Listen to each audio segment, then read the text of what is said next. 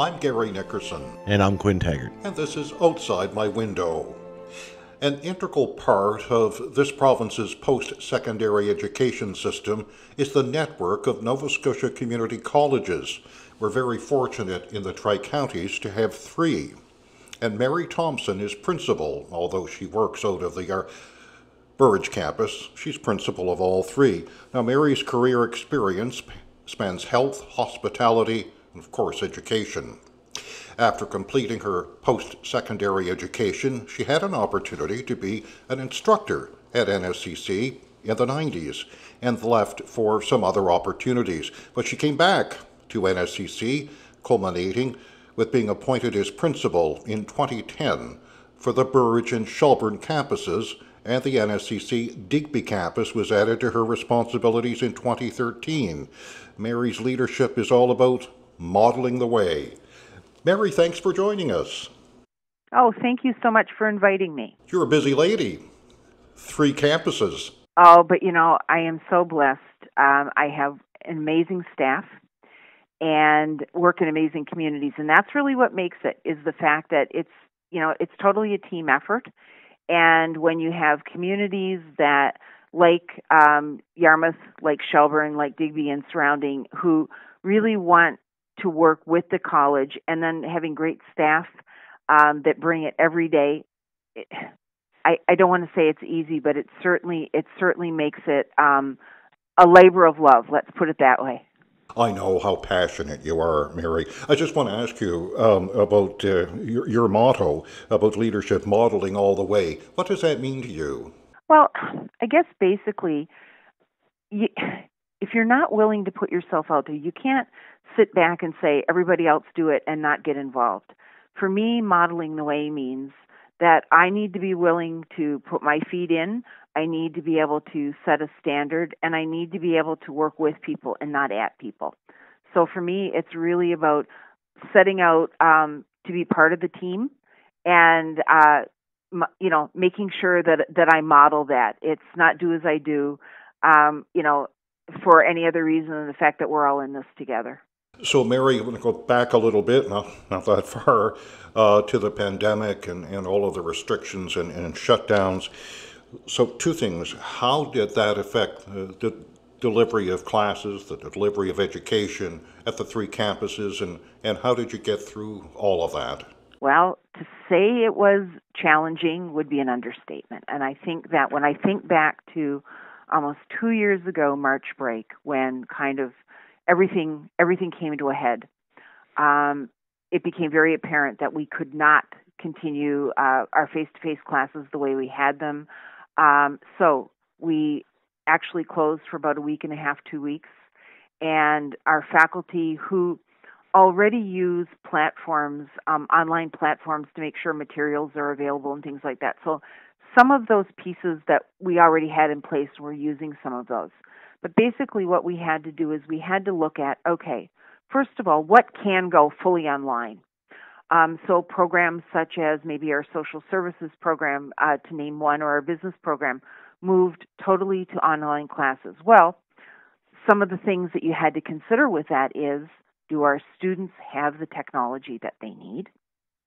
Do they have the connectivity that they need? So we know in our area there are still pockets that internet is challenging. So we looked at ways we might be able to do that. In fact, in all of our parking lots, we upped the ability to get Wi-Fi. So if a student had to come into a parking lot and get on line to be able to finish an assignment or something like that, we did that. Our Nova Scotia Community College Foundation, a huge shout-out has to go to them, because right now in all of our libraries, we have a computer loan program that allows students who need to access technology to be able to do that through our library. But you can imagine when, very quickly we had to move all of this. We had a number of, we had a real deficit in terms of how many laptops and how much technology we had. So our foundation, in their leadership, moved to raise money and purchased a number of laptop computers across the province so that we could loan them out.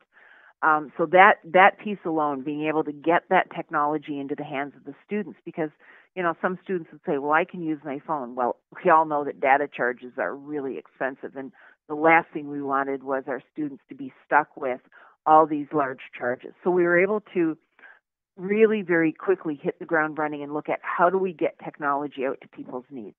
The second piece was making sure that we could move our staff, so allowing technology to go from the building. So, for example, a staff member would have to maybe set up an office space in their home, so they took their technology from the office or from their classroom within reason to be able to set it up at home. So it might be things like a laptop and maybe one or two computer screens, whatever that technology was. In some situations, we had people coming here on site and maybe videoing a lab demonstration or something like that. So we had to, to kind of make a long story short, we had to first of all look at our programming. What could we absolutely move totally online? And our campus, along with our academic deans and schools across the province, made those decisions, and then provided staff with the ability to be able to make that happen. The second piece was making sure that our students had access to the technology. The third piece was looking at those programs where, in some situations, you couldn't do everything online. So, for example, if you're a welder, you can do a lot of the theory online, but there comes a time when you can't weld online.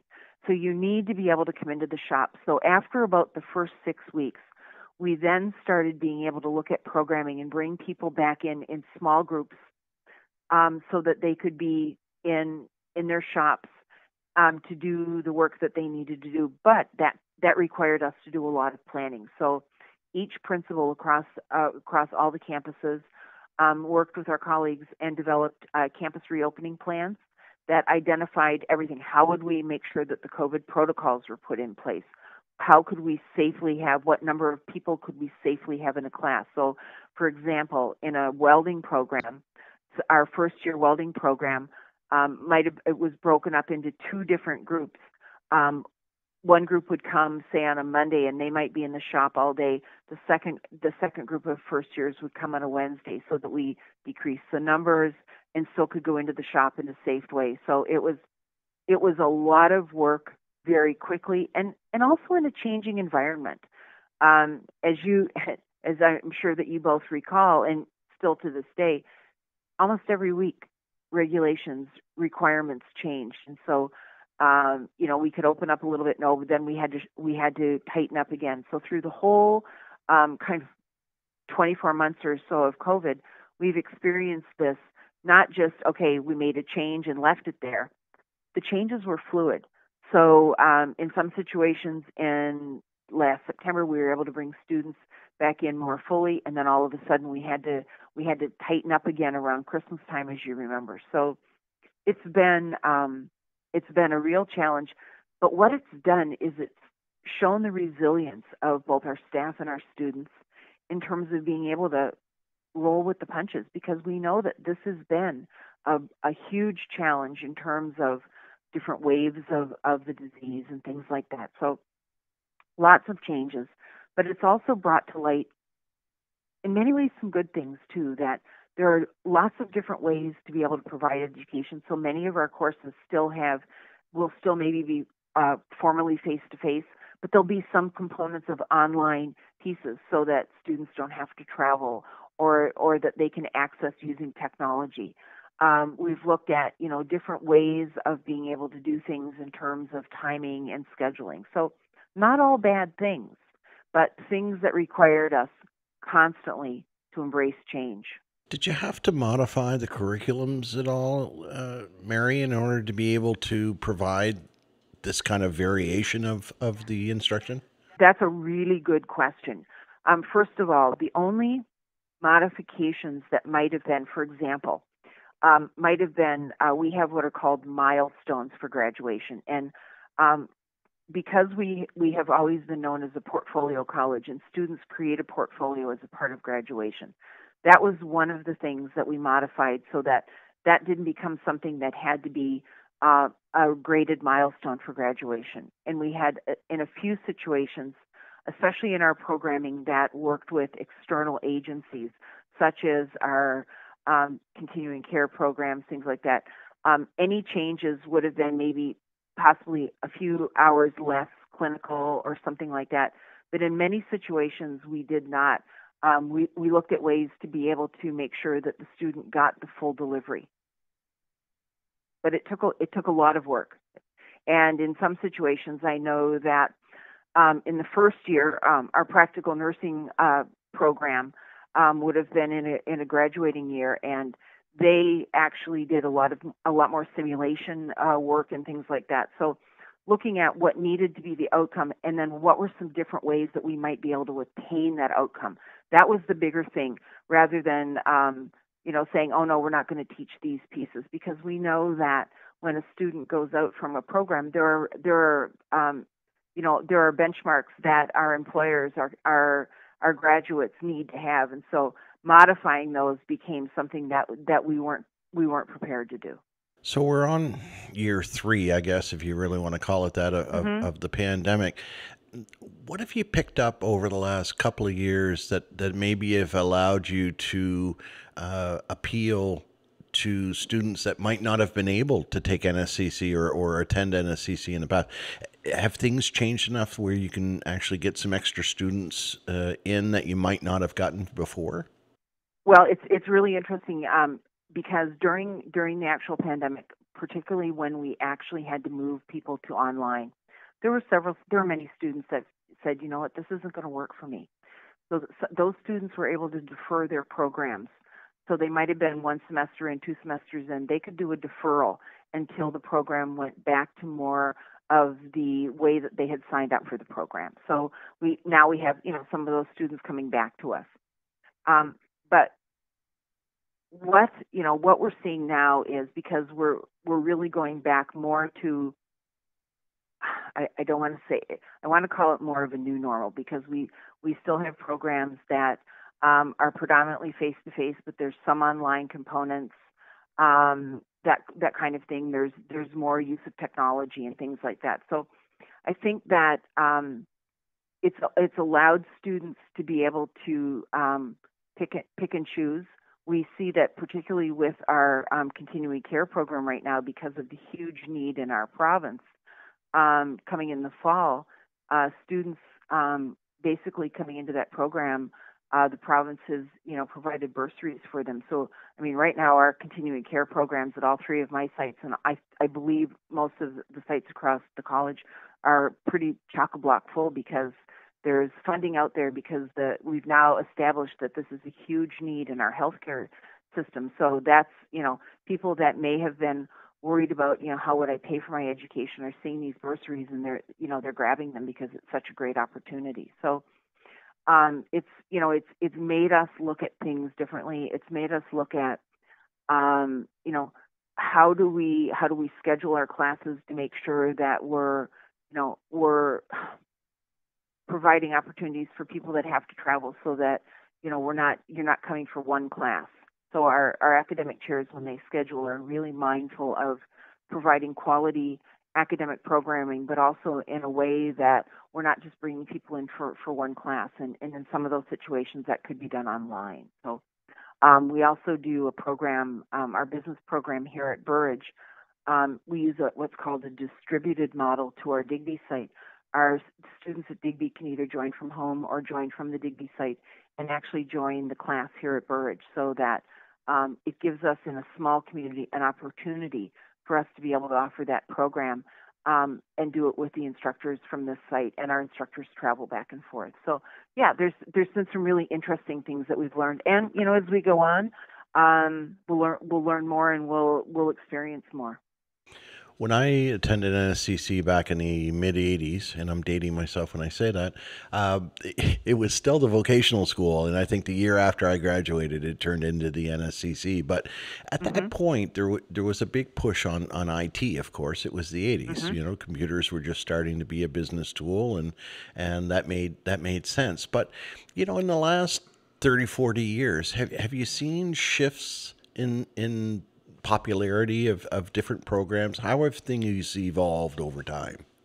Well, it's interesting you talk about IT because we've actually now just offered a second IT offering here at Burridge. So, in addition to our 2-year IT generalist program, we're also offering our 2-year IT programming program as well, and that's partly in response to the program that has been funded through the high schools through IBM called the technology program. So we're excited about that because we know that there's so many opportunities.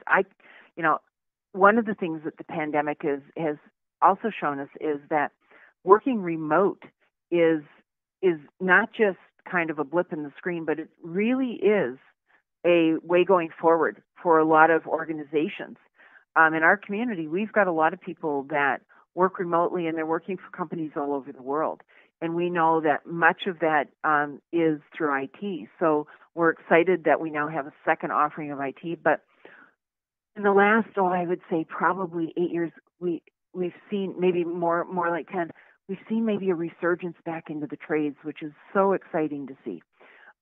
You may remember, probably early to mid 90s. There weren't a lot of the trades programs were dropped certainly here, but across the province, and there wasn't as many trades related programs. And now, anytime you need to hire somebody in the trades, you know how hard it is to get somebody because the trades are such in demand, and so we're seeing that resurgence, and certainly with programs like the one Mandy Ranahan is doing in terms of calling attention to the building trades and things like that, and working with apprentices. We hear every day from our employers, just the need for our skilled trades, and so we're seeing that resurgence. Right now, in my area, we have an electrical program in Shelburne, which is filling for the fall. We have our welding program, which I think we have 3 seats left for the fall. Carpentry is full, and automotive is full.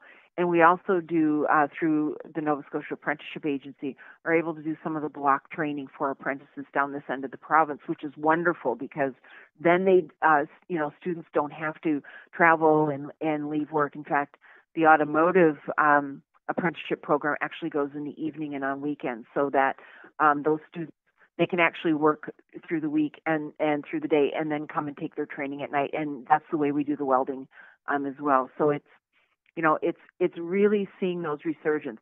Healthcare right now is absolutely huge. We have a practical nursing program that for the fall, I think every practical nursing program across the province right now has a huge waiting list, and that's a 2-year program. We have our continuing care program, and as I said, those programs right now are filled. In fact, we're doing an extra program working in conjunction with Nova Scotia Works here at Southwest Employment, and we have an extra program going on through. They've worked with us on a program through the government called One Journey, and so we've seen that those needs in healthcare, but we also see our business programs. Again, things go up and down, but we're seeing some of those necessary skills that students are growing out with. We're also seeing more and more and more a need for building innovation into our programming. So at my 3 sites, we have funding through advanced education for what we call the Cube Space for Innovation, and they're basically spaces that have some equipment such as 3D printers and opportunities for both our students and our staff and our community to come in and learn about how do you develop an idea. And this is kind of, if you want, a bit of a forerunner to groups like Ignite, who help with development of ideas. But sometimes just trying something new is really is how do you do that? Or you have a problem, and how do you come up with a solution? So in the fall, the last number of years, through our college, we've done a program called Challenge Nova Scotia. And students enroll to take this. They have 10 hours. They come together as teams, and then they're presented with a challenge. And the challenge can be, one year the challenge was, how do we attract more doctors to the area?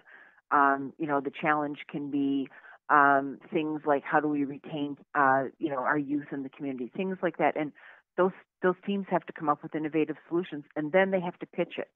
So we're finding that those are some of the skills that we need to keep building into all of our programming, because it's important. There's no one way to do things, and part of our students going out into the workplace is learning how to be able to really think on their feet and develop some of those entrepreneurial skills, whether they're starting their own business or simply going out to work in a business.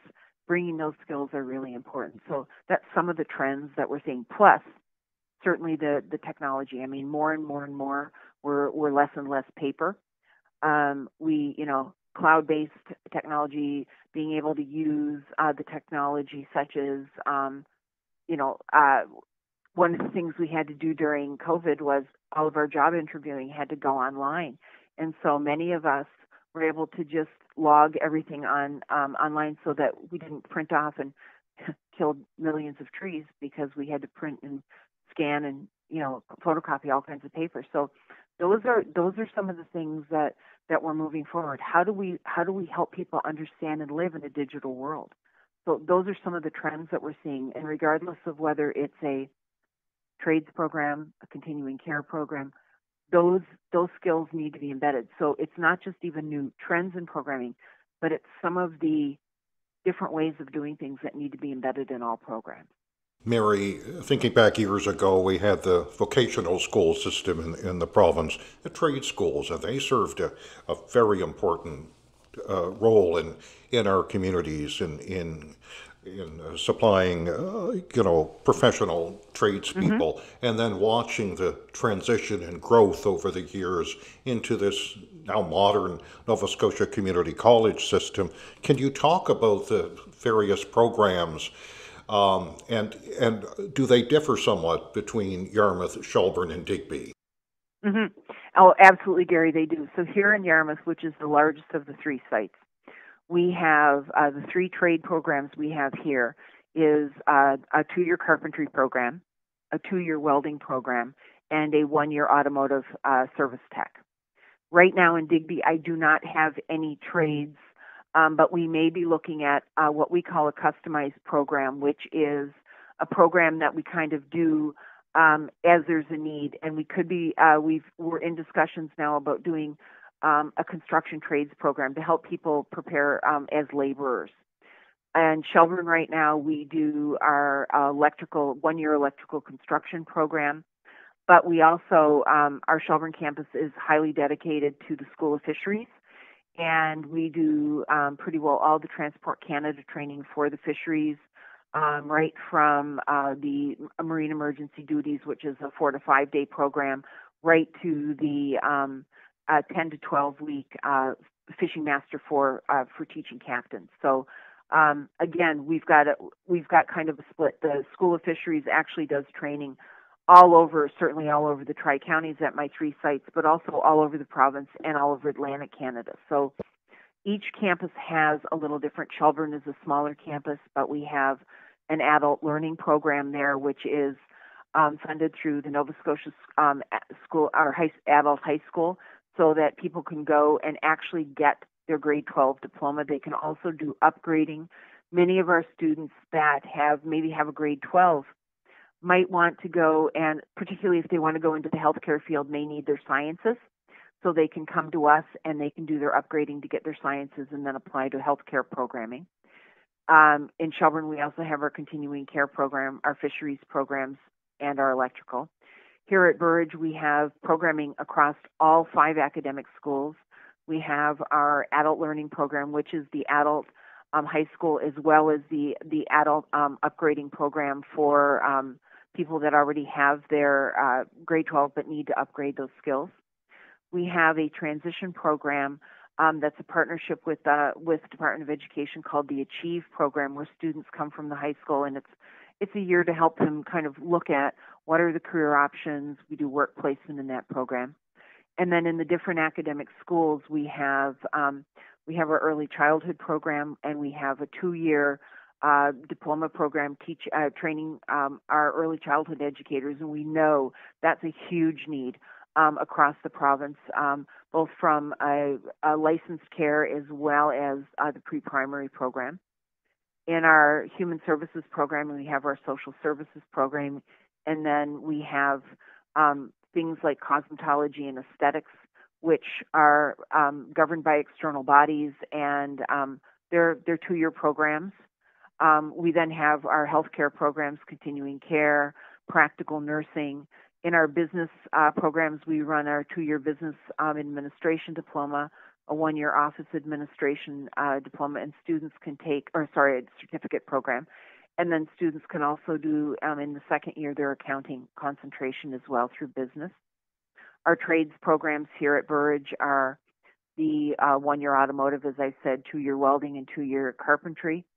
And then, we also have our tech programs. We have our information technology program for our generalist program for IT, and then the new one, the IT program for programming. So we have a real full slate of programs. We also have a unique program here in our Health and Human Services. It's a 2-year diploma for mental health recovery and promotion. And again, we know that mental health is a huge need, not just in our province, but generally, and it's certainly something that COVID has helped to shine a light on, and students coming out of that program are able to work in the field in terms of kind of being that front line to provide mental health services. So we have a full slate here. And then in Digby, we also offer our adult learning program for upgrading, as well as our continuing care program, and then our business and office administration program there. So across the area, we have a great slate of programs. Would I like to see more? Sure. And we work very closely with the deans of our academic schools to look at programming.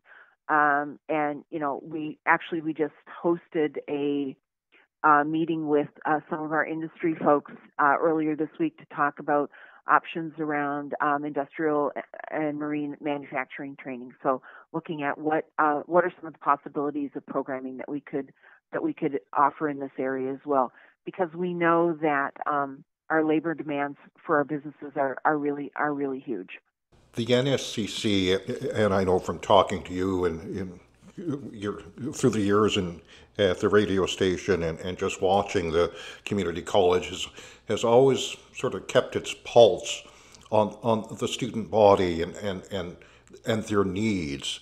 And one of those important aspects is the daycare.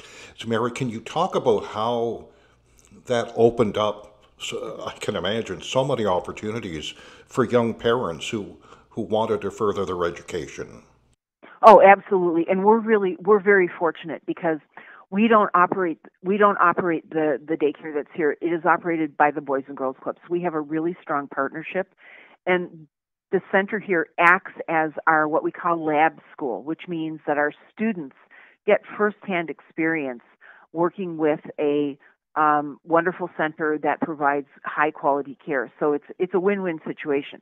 But what it does, particularly for students and for our staff as well as the public, it's provided that opportunity. So for some people, going back to school sounds really easy, but when you think about childcare, when you think about all those other pieces, so having a care center here on site has been just one way. And again, being operated by the Boys and Girls Club, who are specialists in that field, it's been a great opportunity for us, and many of our students and staff over the years have been able to take advantage of seats in that center. What about other student support services? Can you talk about that? Absolutely. So, as a post-secondary college, we want to make sure that we've provided supports for students. So, we have counselors on site who provide both personal and career counseling, as well as counseling for students that are struggling. We have a number of tutoring programs. We have an individual tutoring program where sometimes students will actually hire students that have skills in a certain area to be able to work one-on-one with another student who needs tutoring in an area. Students that may identify that they've needed learning supports in the past. We have what we call a learning strategist here, who can sit down with that student and look at, okay, what kinds of things do you need? So it might be something like, for example, my reading skills aren't really good, so we can have textbooks translated into so that a person can listen to their textbooks. We have specialized software available under called Premier Tools that helps students in terms of anything from writing skills to spellings, things like that. So lots of different suites like that. We operate on an advisor type model. So we have 2 advisors. Certainly each student would have a faculty advisor. And the role of that faculty advisor would really be from the academic point of view, the program requirements, and working with a student from that academic side. Then we have our second advisor, which is our student services advisor. And that advisor works with the student from does it as a team approach in terms of, it could be, helping them get organized. It could be, oh, I'm really struggling financially. What can you do? And through our foundation, we've been able to do great things in terms of just-in-time student supports. Then it might be things like, I don't know how to study, or I don't know how to get organized, or I've got 3 assignments due, and I don't know how to prioritize my time. So our advisors will work with a number of things, sometimes doing workshops for students, others one-on-one. So we try to look at some of those pieces. We also have a wonderful library program, and our library staff work in terms of helping with writing skills and teaching students how to do research. So a lot of those pieces, when we put those things together, whether it be tutoring, whether it be tools, technology type tools to be able to support, or specialized things. So, for example, a student who may struggle because they need extra time to do testing, we can put a plan in place. Sometimes a student may need to have someone who can read a test to them that their reading skills aren't strong. So again, it's not just, oh, I need this day.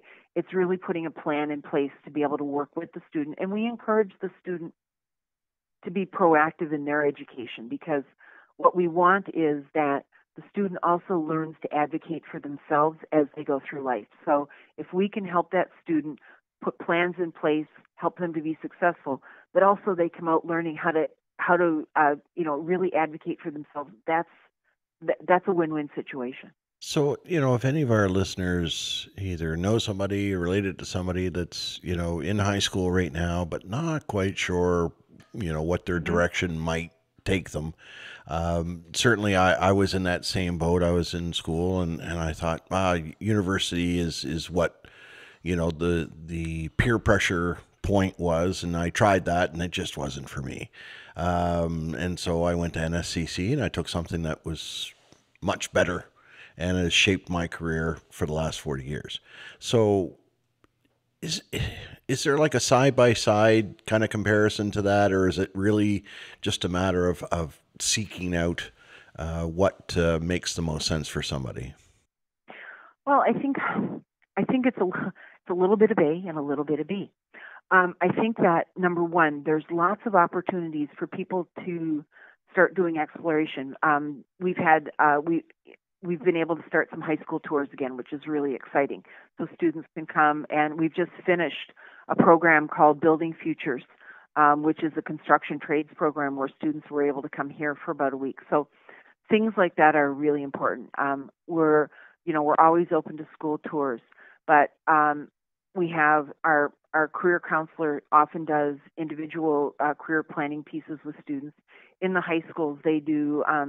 There are different programs that people can do to do interest inventories. But also we have an opportunity for students to be able to come and they can also do a test drive of a program that they're interested in. So lots of different ways for somebody to gain interest. And for a lot of people, it's not, and what we're seeing more and more and more, it's not just college or university. In many situations, it's both, and marrying the two together. So, it might be starting out with 2-year college, and then we have a number of articulation agreements in place where a student can take a program here at the college, and then they can take those 2 years and apply it to a university degree so that they do what's called 2 and 2. So, for example, Cape Breton University, our social services students can do their 2-year social services diploma, and then they can apply directly into the 3rd year of the Bachelor of Community Studies at Cape Breton University. So we're seeing a lot of those. We're seeing a lot of people that have gone to university and may have taken an arts degree, don't really know what they want to do, and now they're coming back for more of a career-oriented piece. So I think when we look forward, I always caution. We seem to have this sometimes happen in August where, somebody's graduated and they'll say, well, my child's not going to stay home, so what programs are left? That's not the best way to make No, a not judgment really. in terms of having somebody come into a career, because number one, there's a cost involved, and our experience is that always isn't what the student's interested in. But we do encourage the student to come and explore. Again, through career counseling, through just even coming and meeting our faculty, coming and test driving a program, learning to find out, doing some volunteer placements with an industry that you might be interested in, because there's a lot out there. I mean, when I graduated high school, and I'm not going to tell you when, there weren't a lot of opportunities, and you kind of had a few things and you kind of checked the list. Now the opportunities are endless, and not one size fits all, and there are so many different things. The other thing that we experience now is that people will come in and out of education as they need things, as things are changing. So, we're really pleased that in the fall we're going to be able to start ramping up again our evening continuing ed courses, because with with COVID, that was something that we weren't able to do a lot of. So, some general interest courses and things like that sometimes that's the first way people get involved. But more and more and more, we're seeing students, and the high schools have some great programs. The O2 program in the high schools is a great one, because the students in that program really get a chance to explore a variety of careers. The challenge I always had was I wasn't much on the book learning. I was more of a hands-on person. Mm-hmm. And so, certainly I missed that opportunity when I was at university, because the class sizes were just so large. You didn't get the one-on-one time with anybody to kind of do anything. But certainly when I was at NSCC, it gave me the opportunity of a much smaller class size. You could gain that little extra piece that I needed personally in order for it to work. And it's not much different now. There's tons of opportunities online for me to take training and do different things. So I'm glad to hear that you're going to be doing the continuing ed again, because for me, I would gladly take a course a couple of nights a week, face to face, than try to do it online. And we hear that from a lot of people, and I think too, part of it is for people to learn how to learn online, and that sounds a little silly, but it's true. It's not for everyone, and there are different requirements.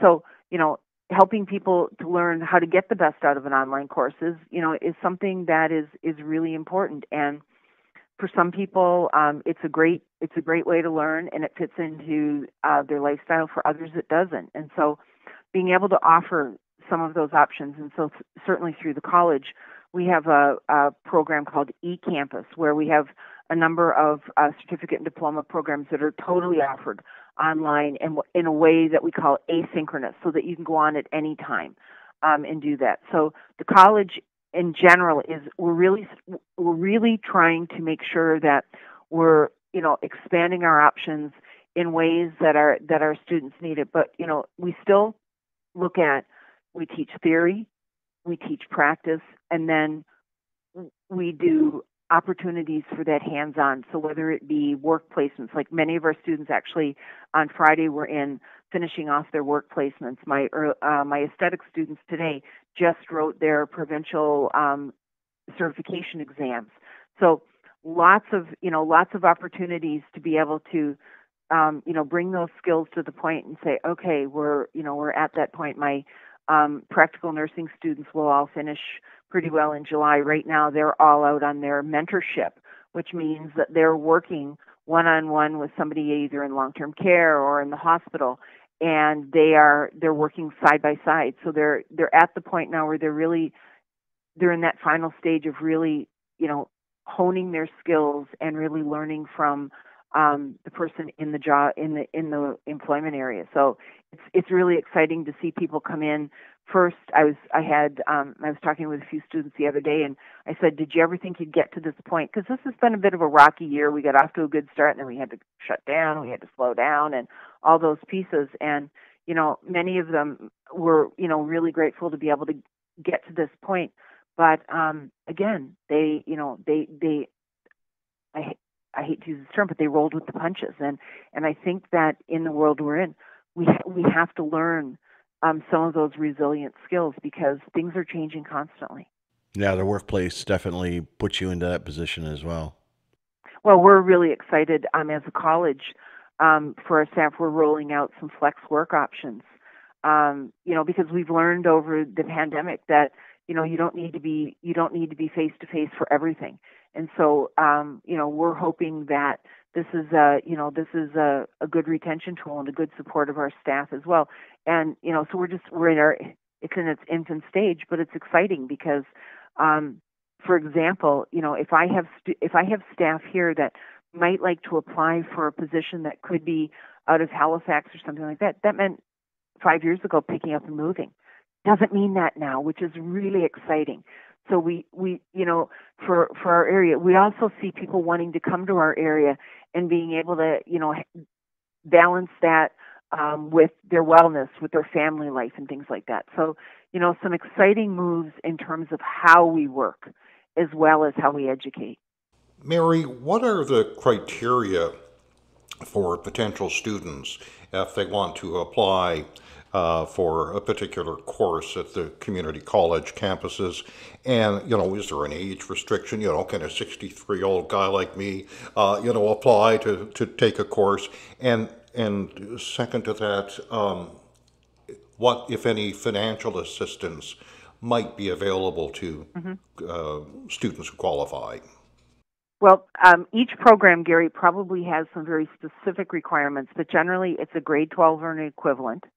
And that equivalent could be ascertained as a mature student through GED or through testing. Certain programs, as I said, may have other criterion. So, for example, our practical nursing would also have some science components as well, because a student who's taken a 2-year practical nursing program could go on to the RN. So we want to make sure that their entrance requirements are the same. From a funding point of view, there's always the opportunity for students to do student loan, but probably about 5 or 6 years ago, you'll both remember that the Nova Scotia Foundation, our Community College Foundation, did a large, campaign called Make Way that we did, and in this area we were very successful. We raised over $650,000, and our target was $3 million. For bursaries and scholarships and supports for students. And right now, for fall and for the spring, we give out a number of awards, some of them $1,000, some of them $1,500, which go directly to the students' tuition. We have other sponsorships that we have from different industry folks that sponsor a student to be able to come pay part of their tuition, but also take them in on work placement and in some situations offer them a job upon their graduation. So there are a number of different types of funding sources that way. This year for continuing care, the province is offering bursaries to all students, so that has been a really excited one. So there still is a cost, and certainly there are some options, but we've got a lot more awards that are available to folks now than have ever before been. But the other piece of it is from an age perspective. Generally, our programs usually are about 19 and over, but we have now in our adult learning program, 18. But there's no top end age. I mean, we've had students, in late 50s, early 60s come into full course programs, courses. It really is, where a person is and what they want to do. I know over the years and presently, the three NSCC campuses in the Tri Counties have very dedicated, very passionate teachers and instructors. Mary, can you sort of speak to that in a general sense?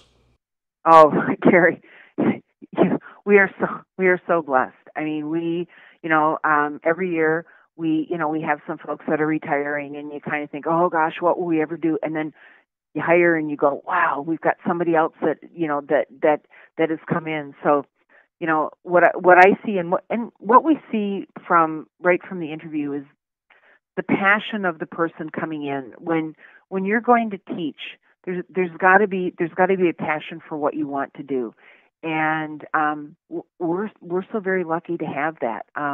Whether it be, and we attract people right out of industry and that kind of thing because they have a passion to be able to work with students, and but that's really what makes us. If there was a differentiator, and I don't want to talk down about university because university is a great experience, but for us, I think one of the things certainly that sets us apart is our faculty. Their recent industry experience, they stay connected to industry, but they're really passionate about what they do. Smaller class sizes. For me, that certainly was a benefit for me. That's why I want to put that out there. Right now, the largest classes we would have would be about 34 students. So, and in most situations, it's more like in the early 20s. So again, yes, smaller class sizes and really getting to know the students on a personal basis. How far ahead are you looking at, I guess, industry or trends or whichever to try to plan your programming so that if you have any kind of a new program in mind that you want to offer, that you're able to kind of ramp up and be ready for it? How far ahead are you looking for that? Well, we're always looking ahead. So right now, we're finalizing the program mix. I mean, for the fall of 2022, the program mix that we've posted was already finalized last year. So we're right now planning for the fall of 2023 and beyond. So our programs, many of our programs also go through review. So through the academic schools, they have a schedule of when programs are reviewed, that kind of thing. We look at trends. So if we have enrollments in programs that are really dropping or the program doesn't seem to be getting the students in that program is looked at. Is it still industry current? Working with industry, are there things that need to change? Is that a program that needs to maybe be sunset so that we can bring a new program in? So it's constant in terms of that. We have a number of different folks that look at that. We have our institutional research people that are always looking forward at trends. As principals and our deans, we spend a lot of time connecting with our communities, talking with industry, kind of not just what do you need today, but what are you looking at for down the road? What's your retirements like? Those kinds of things. What's your new business on the horizon? We work a lot with our communities, whether it be through here it would be our Western Ren, looking at their connections with employers and what businesses are coming in and what are some of those trends. So really, we're always looking forward because it's very difficult for if an industry said they're coming tomorrow and it's a program we didn't have, it would be challenging to try to get something up on the ground right away. So we know that we're always trying to look ahead, but always looking through that critical eye. Is what we're doing now meeting the needs? If not, where do we need to go? And in some situations, a couple of years ago, we know that when the province first announced the pre-primary programs, we very quickly went from, we used to teach early childhood, we do an intake every second year. So you'd come in with a first year class, second, and then we would do a new intake. Now we do a class every year. So every year in the building we have a first and second year class. So, and that was directly because the province needed to have more educators trained. So we work really closely with our colleagues from government in terms of, where are some of these needs as well. We know that the continuing care right now is a huge need, and so those programs have ramped up across the province, and we've got some extra programs. As I said, we're working here with Nova Scotia Works, doing an extra CCA offering that started in May, will go till December. I know in other parts of the province there's an additional CCA program going in Sheet Harbor. So a lot of it depends on kind of what's happening at this point, and if there are things that quickly have to be done. If we've got them on the shelf, it may mean adding programs or adding additional seats.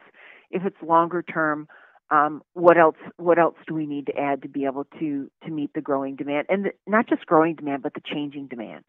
Mary, we thank you so much for chatting with us today. It's always a pleasure. Oh, Gary, thank you. I want to thank both you and Quinn so much for thinking of us. It's always a pleasure, and I hope that maybe you'll come and spend a half a day with us someday, so that you can really get a chance, especially in the fall when we come back in, where we'll have lots of students and our faculty and everybody, so that you can kind of experience firsthand some of the stuff that we do. Oh, maybe Gary can chat about being a radio broadcaster for 40 years. I'd love it. I'd absolutely love it. Well, that sounds like a plan. See, that gets me out of having to do anything, and then Gary can just sit there and chat away. Okay. Sounds good. Well, thanks again, Mary. Now, if anybody wants any information on how to apply or any background details on the programs, what's the best way for them to find that information? Well, you can go to the website, www.nscc.ca, click on programs, and you can find every program that's listed there, and they will give you the requirements. Or you can look at, say, they're interested in finding out what's offered in Shelburne or Digby or Yarmouth. You can just simply click on the location, and it will show you the programming. Or they can always call us, 742-3501. And any of our front office staff will be able to direct them. Excellent. That's perfect. I'm Gary Nickerson. And I'm Quinn Taggart. And this has been Outside My Window.